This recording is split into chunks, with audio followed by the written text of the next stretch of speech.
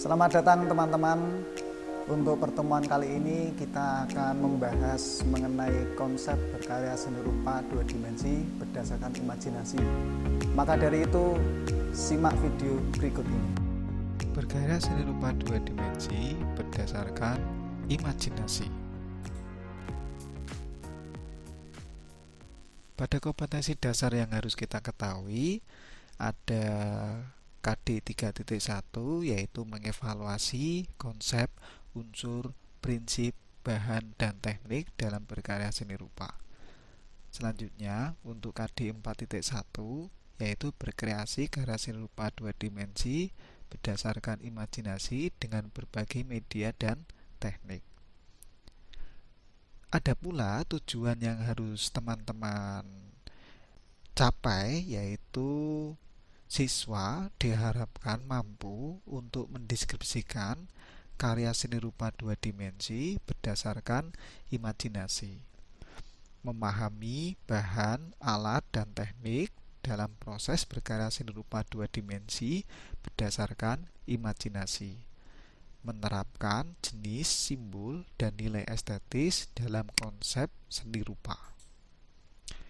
Adapun kebermanfaatan bagi teman-teman, yaitu teman-teman setelah mempelajari, siswa diharapkan dapat 1.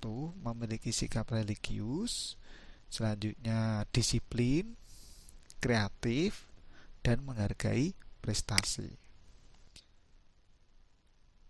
Dalam berkarya seni rupa berdasarkan imajinasi itu merupakan ide atau perasaan estetis yang memiliki makna dari pembuatnya dan diwujudkan melalui media rupa yang bisa ditangkap dan dirasakan dengan rabaan. Corak gambar bisa realistis, surrealistis, dekoratif, ataupun abstrak. Jenis-jenis karya seni rupa dua dimensi berdasarkan imajinasi itu dibedakan menjadi beberapa macam, diantaranya yaitu gambar ekspresi, corak menggambar ekspresi. Yang pertama realistis, yang kedua adalah karikatural. Karikatural ini dibedakan menjadi 3 macam, yaitu karikatur, kartun, dan animasi. Untuk seni lukis itu sendiri dibedakan menjadi 2 macam, yaitu lukisan klasik dan lukisan modern. Gaya atau aliran dalam seni lukis itu dibedakan menjadi 4 macam, yaitu gaya ketepatan objek, gaya bentuk formal, gaya emosi, dan gaya fantasi. Untuk seni grafis itu dibedakan menjadi 4 macam, yaitu cetak tinggi, cetak datar, cetak dalam, dan cetak saring.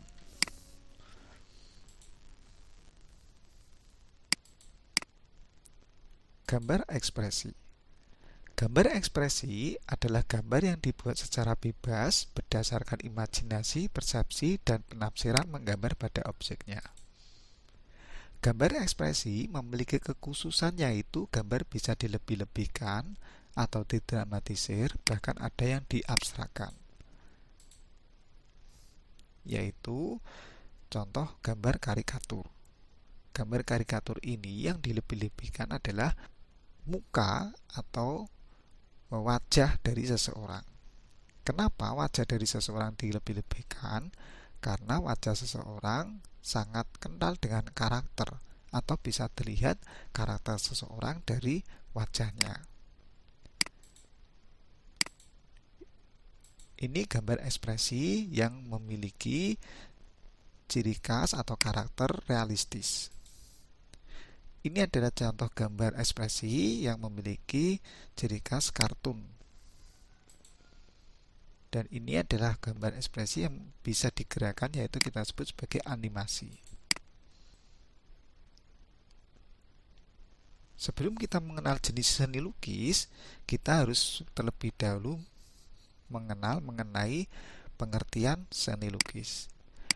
Pengertian seni lukis itu sendiri adalah suatu karya yang digunakan oleh seniman untuk mengungkapkan pengalaman artistiknya maupun ideologisnya dengan menggunakan garis dan warna untuk mengungkapkan perasaan, mengekspresikan emosi, gerak, ilusi maupun ilustrasi dari kondisi subjektif seseorang. Di sini perbedaan jenis seni lukis gambar yaitu bahwa gambar lebih mengutamakan pada tekniknya, sedangkan seni lukis lebih mengutamakan pada ekspresi. Nah, setelah kita mengetahui pengertian dari seni lukis, maka kita akan mengetahui dan memperdalam mengenai jenis seni lukis. Jenis seni lukis itu sendiri dibedakan menjadi dua macam, yaitu jenis seni lukis modern dan jenis seni lukis tradisional. Contoh dari jenis seni lukis modern yaitu karya Raden Saleh. Perbedaan yang mencolok di antara jenis seni lukis modern dan lukisan klasik adalah gaya coretan dan penggunaan media yang lebih bervariasi. Sedangkan untuk lukisan klasik itu terlihat coraknya. Di sini yang ditampilkan coraknya adalah corak pewayangan. Gaya dan aliran seni lukis. Yang pertama adalah gaya ketepatan objek. Seni adalah imitasi. Gejala visual melahirkan aliran realisme dan naturalisme. Contohnya adalah karya Basuki Abdullah yang mengungkapkan atau memvisualkan tentang keindahan atau keelokan negeri Indonesia. Terdapat pemahaman lagi bahwa seniman tidak sepenuhnya meniru persis objeknya secara fotografis, tetapi juga tetap membuat bentuk yang berbeda, melahirkan aliran impresionisme dan pointillisme. Ini adalah salah satu dari contoh impresionisme karya Claude Monet. Selanjutnya yaitu gaya bentuk formal. Untuk gaya bentuk formal ini sendiri menggunakan ukuran baku secara matematis untuk mencapai harmoni, keseimbangan, dan keindahan karya. Contoh alirannya adalah klasikisme. Yaitu di sini adalah contoh dari lukisan Mona Lisa karya Leonardo da Vinci. Gaya emosi, seniman lebih tertarik untuk mengeluarkan ekspresi dan emosinya. Sedangkan untuk gaya fantasi itu seorang seniman lebih mengutamakan pada fantasi atau khayalan yang ia punyai, sehingga diwujudkan dalam bentuk lukisan. Seni grafis. Seni grafis adalah cabang seni yang menggunakan alat cetak untuk membuat gambar. Istilah grafis berasal dari kata grab atau graphic yang berarti tulisan, gambar, atau lukisan dengan cara digores. Seni grafis itu ada cetak tinggi, cetak datar, cetak dalam, dan cetak saring.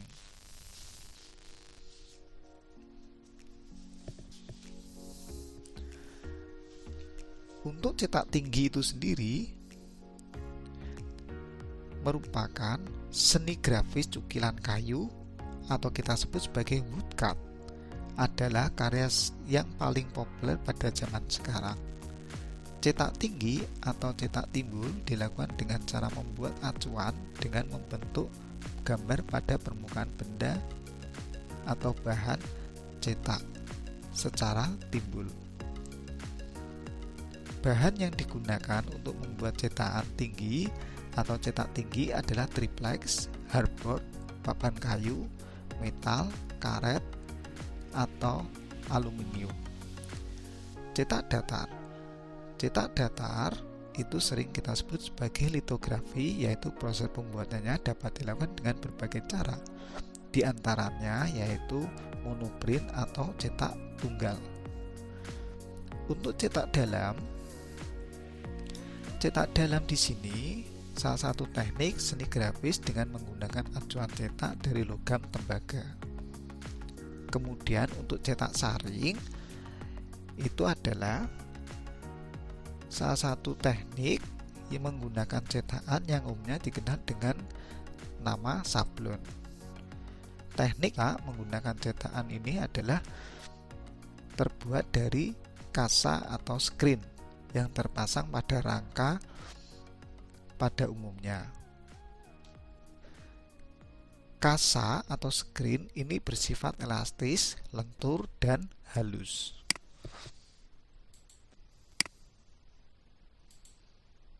Media berkarya seni rupa dua dimensi berdasarkan imajinasi.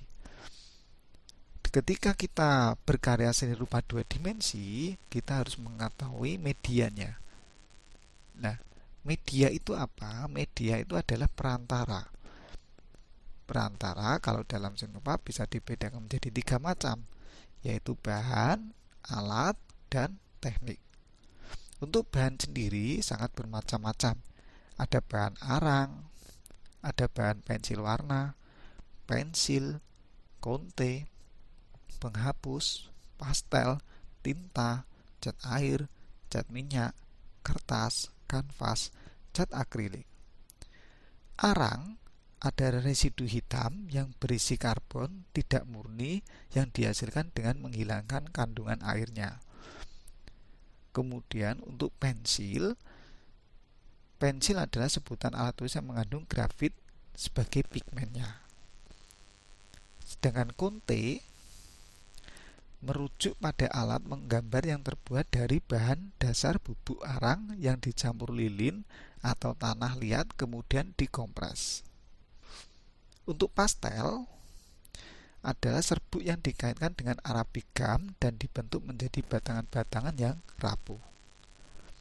Tinta adalah bahan pewarna yang mengandung pigmen warna yang digunakan untuk mewarnai suatu permukaan. Cat air atau yang populer disebut sebagai akuarel adalah media yang materialnya menggunakan pigmen pelarut air dengan sifat transparan. Cat minyak adalah cat yang terdiri dari partikel-partikel pigmen warna yang diikat dengan media minyak pengikat pigmen warna, yaitu minyak linen atau minyak pavaper yang berbentuk pasta. Kain kanvas merupakan kain yang berlapis cat yang dicampuri dengan lem digunakan untuk membuat lukisan. Kemudian untuk alat itu dibedakan menjadi kuas. Kuas lukis adalah alat untuk melukis. Pena, alat tulis yang menggunakan bahan tinta. Untuk bolpen juga sama. Palet itu adalah tempat yang digunakan untuk mencampur warna cat air atau cat minyak. Untuk pisau palet adalah sebuah bilah logam yang menyerupai pisau yang dipasang pada gagang kayu. Mistar adalah penggaris diperlukan untuk membuat garis yang baik dan tepat sesuai dengan ukuran yang dikehendaki. Untuk tekniknya sendiri, ini dibedakan menjadi beberapa macam, diantaranya yaitu teknik linier, yaitu cara menggambar objek dengan pola garis. Teknik pointillis yaitu menentukan gelap terang dengan titik-titik. Teknik arsir yaitu menentukan gelap terang dengan garis yang berulang. Dalam teknik arsir terdapat beberapa teknik yang dipakai. Di antaranya teknik dusel, menggosok warna dengan menggunakan kapas atau jari tangan, teknik arsir silang, dan teknik arsir sejajar. Teknik akuarel yaitu menggunakan bahan air sehingga terlihat transparan. Teknik plakat yaitu menentukan gelap terang dengan cara menutup.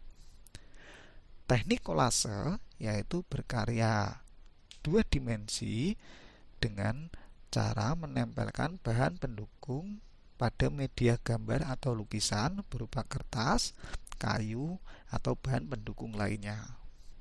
Teknik digital adalah teknik berkarya dua dimensi dengan menggunakan aplikasi software atau kita sebut sebagai software digital manipulasi atau digital ilustrasi pada komputer. Di sini biasanya aplikasi yang digunakan adalah Corel, Photoshop, Adobe Illustrator, kemudian Paint, dan lain sebagainya. Demikian materi yang sudah saya sampaikan. Selamat berkarya, semoga menginspirasi.